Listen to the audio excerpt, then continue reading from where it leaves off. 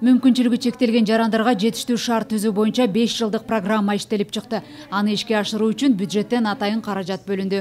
Майыптыгы бар жарандардын кеңешмесинде андагы негизги талаптар боюнча талкуу өтүп, тиешелүү министрликтер менен мекемелердин жетекчилери суроолорго жооп беришти.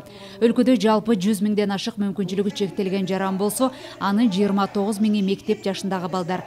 Арасында 4 миңден ашыгы кулагы укпай, сүйлөй албаганы менен бардык жумуштарды аткарып, дени сак жарандардын катарын толуктап келет. Мамлекет тарабынан колдоо катары 4 миң сом жөлөк пул чегерилген. Мында сырткары майыптыгы бар балдарды карап үйдө отурган энелерге 800 сомдон колдоо каражаты берилет. Кеңешмеде талкууланган талаптарга ылайык коомдук жайларда, мекемелерде жана транспортто майыптардын эркин жүрүшү үчүн шарттарды түзүү, эмгек кодексине ылайык кызматкерлердин 5%дан кем эмес бөлүгү мүмкүнчүлүгү чектелген жарандар болушу сыяктуу маселелер каралган.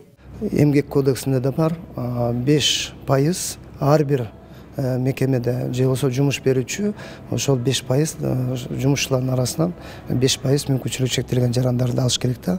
Андан тышкары ошол эле окууга дагы барганда бүт жанагы эле соо балдардын арасында ошо биздин мүмкүнчүлүгү чектелген балдарыбыз дагы окуш керек да. Биз бара баарыбыз ошол жака барышыбыз. Себеп дегенде мүмкүнчүлүгү чектелген жарандарыбыздын балдары үйдө отуруп калып эле эчтекени көрбөй калып атышат да. Ошону коомго кошуу маселеси бүгүнкү күндүн эң маанилүү маселеси деп эсептейм.